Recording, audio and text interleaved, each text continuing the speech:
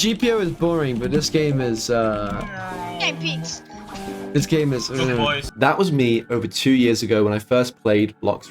Even back then, it was the biggest One Piece game on the platform, averaging over 100,000 consistent players. Despite its massive popularity, I was not a fan of the game. In fact, I was somewhat of a hater. Around 6 months ago, I took a very long break from making YouTube videos and playing One Piece Roblox games. This break lasted up until May, when I decided to get back into it. In order to assess what I was getting myself into, I decided to see what games the platform had to offer. No matter what game I looked at, a giant loomed menacingly in the background. A game that had dominated the search results for One Piece, but yet in all my years of playing Roblox, I had not seriously tried to complete. This game is the legendary Blox. I may be many years late to the party, but I decided that if I was going to make videos on One Piece Roblox games, I would have to, sooner or later, tackle the biggest One Piece game there is. I couldn't tackle this challenge on my own though, so I enlisted the help of my girlfriend and her sister. We all spawned in on the marine island and began fighting the trainees there for a first few levels. However, it wasn't long before we hopped into a small boat and set off for a new adventure in the first sea. Upon arriving on the new Fountain Island, I introduced them to my completely original plan for the next few levels. This plan consisted of slowly chopping up or punching an NPC who, despite his high level, could not make it over the 1-foot wall in front of him. Now, this method was slow but rewarding, and it wasn't long enough before we'd reached a high enough level to leave the island. The next island we tackled was home to the infamous pirate, the Killer Clown, Buggy. Actually, that's Bobby the Clown. Okay, so I mean the less infamous pirate, Bobby the Clown. After hours of dedicated research, we discovered the boss's hidden weakness, a wall. Blox falls victim to the classic Roblox MMORPG fault, NPC pathing being so bad that putting any object between you and whatever you're fighting turns you into Mr. Invincible. We spent a few levels running around in a desert chasing bandits before the next interesting thing happened. We found a secret cave on the snowy Frost Village island. Now, this cave was home to an ability trainer. It was fun that they hid stuff, but the ability trainer is a sign of when the game was produced. You just sort of toss him some money and he teaches you an ability. No quest line, no minigame, nothing. After switching out those desert bandits for a Yeti boss and beating him for a while, we decided to check out the iconic Blox dealer. It was here that I got my first fruit, the flame fruit. I don't know how I feel about the Blox dealer. I think it makes sense for this game since it doesn't take itself too seriously and is really just a devil fruit playground with mindless grinding progression, propped up by a gacha system. You can buy your way through this game too, even down to buying permanent fruits that can be reused whenever you feel like it. Eventually, we made it to the simple marine fort lookalike island that was home to the Vice Admiral boss, and also a Whitebeard raid boss. The Whitebeard raid boss was interesting, but he was super high level compared to the island's main NPCs, so we couldn't participate in that fight just yet. I also killed a pirate on this island and unlocked a new marine ship called the Grand Brigade. The ships in this game aren't bad, but they aren't amazing either. Like most One Piece games, they're largely useless except for being bait when it comes to farming sea beasts or pirate ship NPCs. As far as I can tell, there is very little use for the cannons on ships in a game like this because of the low damage output, but correct me if I'm wrong. Blox also seems to do the bare minimum when it comes to distinguishing between pirates and marines. There are no marine-specific quests or abilities. This game was already starting to bore me at this point, but fortunately, I had people to keep me company and entertained throughout. The next island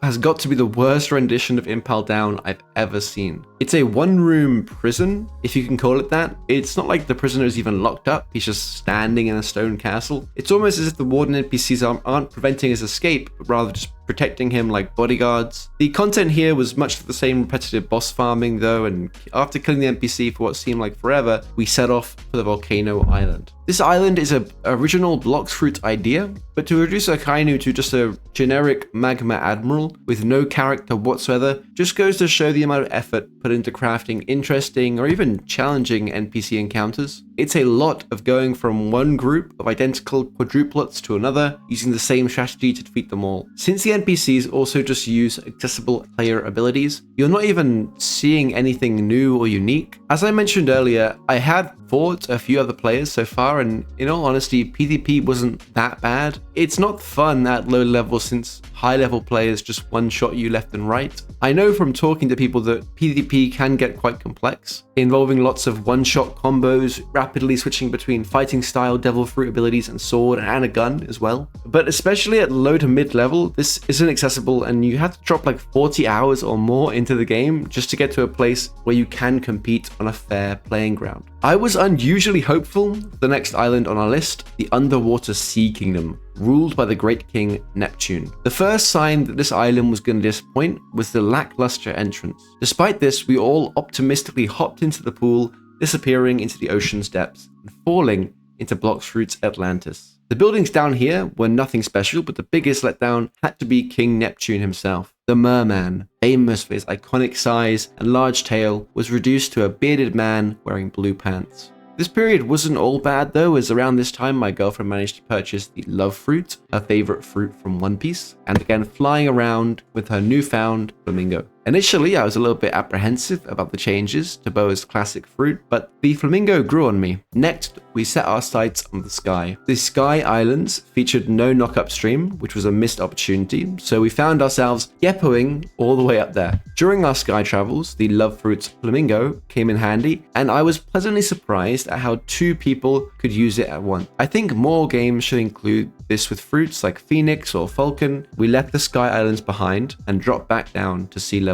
Around this time, we also completed one of Bloxfruit's longest quests, the Saber puzzle. We relied massively on the Bloxfruit's wiki to decode the secret riddle, but overall it provided a nice break from the monotonous grinding. The Saber puzzle consisted of essentially going into this cave after finding hidden buttons around this jungle island. Now in this cave you could see a riddle on the wall which gave you some rough instructions of where you needed to go, but from there it was all about just going from island to island and finding out what the riddle was referring to and finding more and more pieces of this, secret code. It all culminates with you returning to the same jungle island and fighting this Shanks boss. Again, not a very impressive boss, but I did quite like the whole riddle and hidden stuff. I wish it was a bit more user-friendly and a bit less just fetch and go quests, but that's okay. For all intents and purposes, this was a great addition to the game and a nice break from fighting the same 5 bandits all over again. We began making the necessary preparations for the looming second sea. By this time, my girlfriend had unlocked a new move called Besto Friendo, which allowed her to summon someone from her friends list. Now, this ability was fun, and it meant that I was more often than not fighting alongside my doppelganger. So the last quest line of the first sea involves doing a bunch more fetch and go quests, all culminating in a fight with the Ice Admiral, who is basically just Aokiji. Now, this fight was just, again, another boss fight, but after this fight, there's a cinematic shot where you watch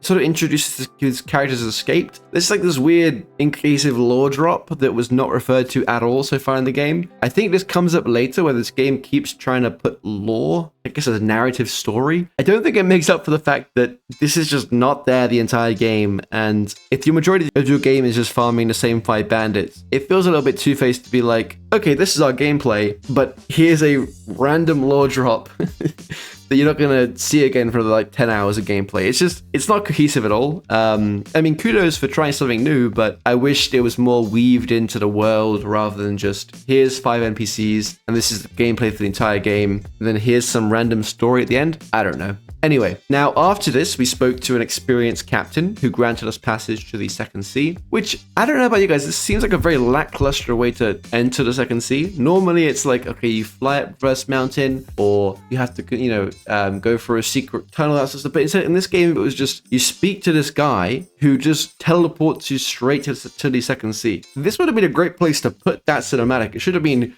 you spoke to the experienced captain, and then there's a cinematic if you're going on a boat and sailing away. That be a cool way to include that in the story, but just having it be you speak to an NPC and you're there, you're done, it's just kind of mid. It's not interesting whatsoever. It's sort of uninspired and kind of boring. Very boring take on One Piece. One Piece is full of cool stuff like the knock-up stream, the bubble ships, we go to the Underwater Kingdom, Reverse Mountain, all this sort of stuff is such cool world building that is just like ignored. The game took no inspiration from this. They just decided, hey, no, we can just do a teleport NPC, that's fine. It just feels a little bit like cheap, you know? They could have done anything. They're like, these are good devs, but this was what they decided on. It's just a little bit, I guess, low effort in my opinion. Unfortunately, my hopes were completely crushed when I realized the same mindless grinding awaited me on the other side as well. That being said, the islands did seem to improve, which left me with some nicer scenery to take in during the hours I spent grouping up and incinerating the many squads of identical NPCs. The only exception to this was a sea beast that I fought, as the models for this monster were pretty good as far as Blox Fruits goes. I definitely don't think it's, you know, a crazy thing to do, but having a monster that's like not just a basic Roblox model is a great step for Blox Fruits. Every boss in this game has the same blocky avatar. There's no size difference, no unique abilities. It's genuinely just about like the same height, the same weight, same size, NPC spamming the same abilities that players have back at the players with no sort of like complex boss design. They might, if you're lucky, have a phase, like a phase 2, phase 1. Most of them, it's just like the NPC is just spamming a fruit ability at you. It's just not fun. The only way of making this difficult would be to play on mobile or be super underleveled. Other than that, you cannot lose these NPCs. They are so easy and so boring as well. With our levels now in the 700s, it was clear how far we'd come since the small sloop left the starting island. Now, around this time, the two people who kept me company for the hours of gameplay so far decided the game was simply too boring and progression was taking too long. And I completely understand. I had dragged these people through the entire game so far, and at this point, it was just that they had all their fruit abilities and they were just using the same abilities on the same NPC styles, just farming them again and again and again. It wasn't fun. It felt like a waste of time, which is fair enough. The game can feel like a huge slog at sometimes, like a huge, like just dredge of killing the same thing over and over again. Now, this did challenge me though, because I did actually think here, should I also quit? But a part of me was like, okay, I've already come this far. I need to think about it, and hopefully I would just come to the conclusion that I need to keep playing and finish this game. So that's what I did. I took a few days off and I started thinking about whether or not I truly wanted to play this game to the end. And I decided, hey, I've come this far, and I wanted to see what Blox Fruits had in store. The first, second, and third sea, it's sort of like going through time. It's like time travel almost. You get to see what the devs were thinking as their budget got more and more impressive, and their abilities got bigger and got greater as well. So you get to see what they were trying to do and what they decided to change with the game. And this is probably the most interesting thing to me about Blox Fruits, is watching how it changed over the course of the last few years. Like how the buildings got better, the islands got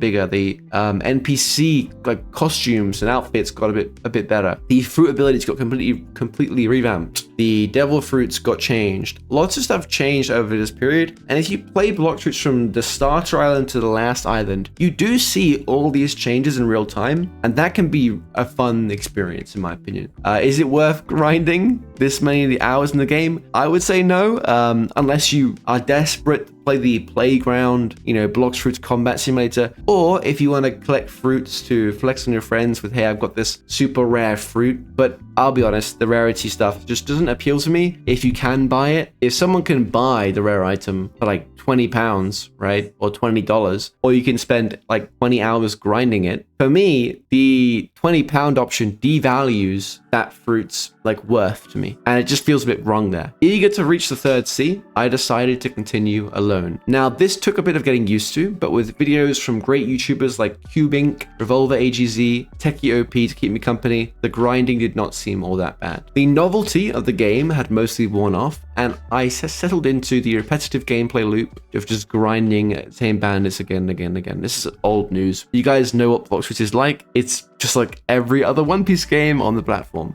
In search of some answers, doing some soul searching, I joined the official Blox Fruits Discord server and spoke to some players who actually play the game a lot. Some like old, you know, some players who'd been playing for years. at this point. My conversations here helped me realize that Blox Fruits was actually home to a thriving PvP scene with combos that, contrary to my prior belief, did not just consist of spamming the same fruit abilities, unless you use Kitsune, when they weren't screaming down or blasting music into their mics. The players here were actually pretty helpful. I do have to be honest, there's a lot of people in this community who I just find they're very loud. They're either super young and they have no etiquette whatsoever, just screaming down mics, trying to get a reaction. Then there's some players who are just like mean for no reason.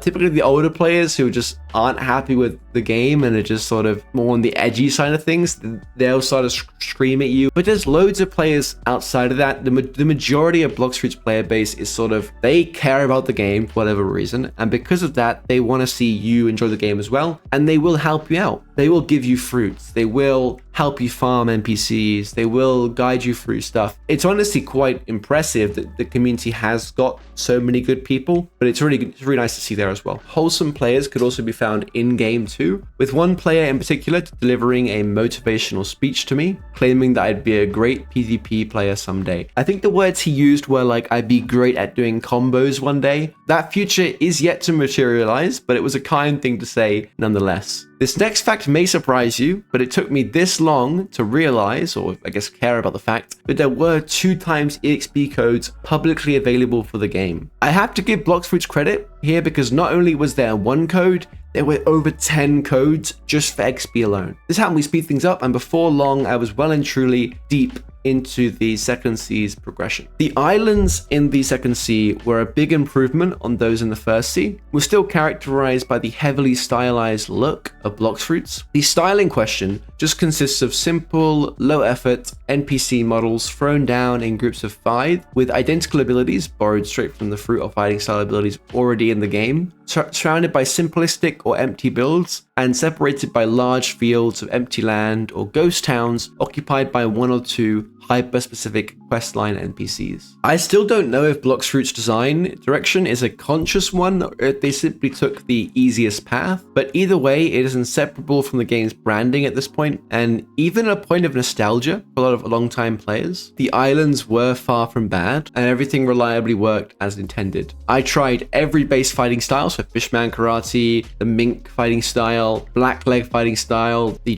Dragon Breath fighting style, and everything was just okay. It didn't blow me away, but there was still a lot to be said about just creating a strong enough framework to function in Roblox without loads of glitches or broken abilities. A lot of Blox Fruit's progression did feel like this could be done by a machine. Not even like a complex machine or a complex program. I feel like even just like an auto clicker could get you from level 1 to max level. A lot of stuff in the game like observation hacky and getting your full body hacky, that stuff can also be automated, and it's like the only real way of doing it in an efficient sort of way, which is in my opinion is the way of the game farming players' time. I was only able to enjoy Blox Fruits when I played it using half my brain, while the other half listened to a video or engaged in a conversation with friends. Now, while this may be what some people want, it wasn't my style of game. I didn't feel immersed or like I was playing for an interesting or challenging experience. I felt like I was farming. I was collecting levels, collecting items, and slowly working my way upwards to the promise of a fun end game or the external gratification of being max level and having super rare items. Every time my character's level increased, my number of brain cells decreased. The more I played, the more I fell into the trance of endlessly grinding NPCs and rolling for fruits. Slowly, ever so slowly, I began to realize how many other players must feel when they begin to play the game solely to collect items and just for the sake of playing the game. Exhausted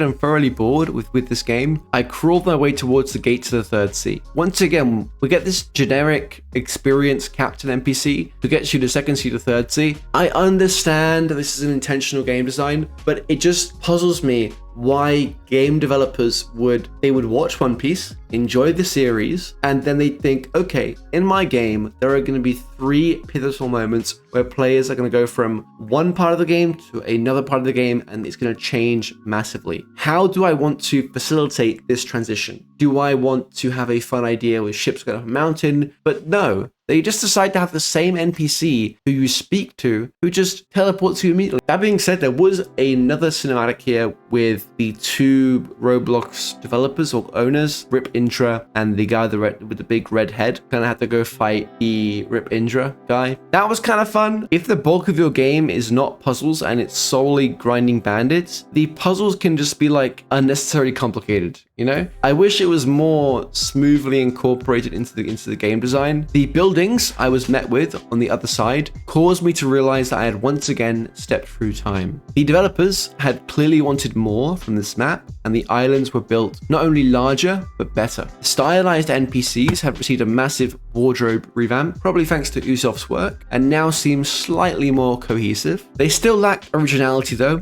and rounding them up felt exactly the same. It was the same gameplay loop, same gameplay design there. Fortunately, it was on this first island that I unlocked a new hat, which allowed me to upgrade my speed, and I was running around super fast, and this meant that I could run faster to the end of the game and speed along my suffering. With my new hat, I ran from island to island, grinding quest after quest. The only part of this experience which I enjoyed was the feeling of upgrading my character. Unlocking new abilities was fun, and it added to that sense of progression. This may sound crazy, but the next 700 or so levels were just a haze to me. I could tell you the islands I went to and the bosses I fought, but nothing held my attention. Iconic characters like Big Mom were reduced to 2-move boss fights. Hell, Big Mom didn't even have her spirit fruit. It was just these 2 easy to predict moves with a sword and some sort of like blast ability. A fruit that is in the game. The spirit fruit is in the game, but yet they decided for some reason that Big Mom should just not have it, which is just, in my opinion, a very interesting decision to make. Now, Blox Fruits may be trying to be original and to separate itself further from One Piece, but it just feels more akin to a cheap knockoff than an inspired project. It fails to capture the feeling of One Piece, and instead is a soulless gacha playground. The use of the word playground here is apt because you'd be hard pressed to find a player over the age of 11 who doesn't play this game solely for PvP. I understand that the narrative of this video is falling apart in favor of a rambling rant, but I assure you I have not completely relapsed in my Blox Fruits hatred. The game isn't bad, it's just bad at being what I want from a One Piece Roblox game. But that's not the game's fault. You don't get mad at a children's book for not being a 500-page novel. Similarly, I think it's important to judge Blox Fruits on what it's trying to be rather than what we actually want it to be.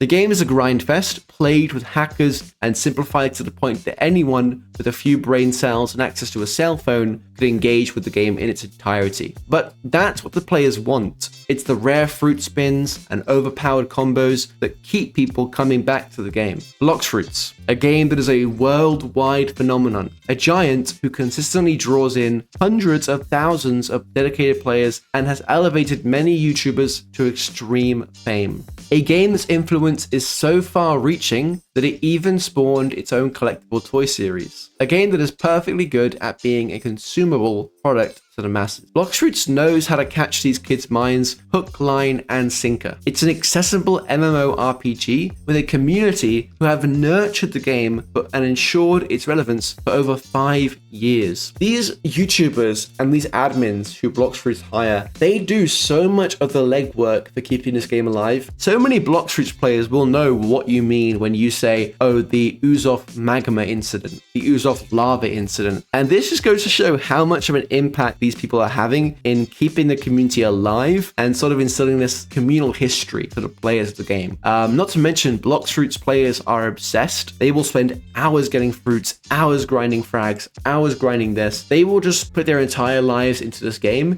and that is what has kept it so popular. They've kept this game alive, despite the fact it's kind of generic in a lot of cases. There's a lot of games that are just like Blox Fruits, but Blox Fruits has sort of polished the, I guess, format for One Piece bandit beaters. Yet despite all these monumental accomplishments, the game is just not for me. It was not made for people like me or me. I don't feel any particular hatred towards the game anymore. I just feel apathetic towards it. I've set my sights and placed my hopes in the upcoming One Piece Roblox game, Rel Seas, a game that I hope will provide an alternative for those like me who wants a game that captures the spirit of One Piece and engages the community and players in such a way that they don't feel like they have to separate half their minds from the game just to enjoy it. A game that will hopefully command people's attention through a far more immersive world design and an engaging gameplay loop, rather than just like this dopamine-filled Blox Fruits gacha system that has these kids just dialed in 24/7. A game that will not feel like a knockoff.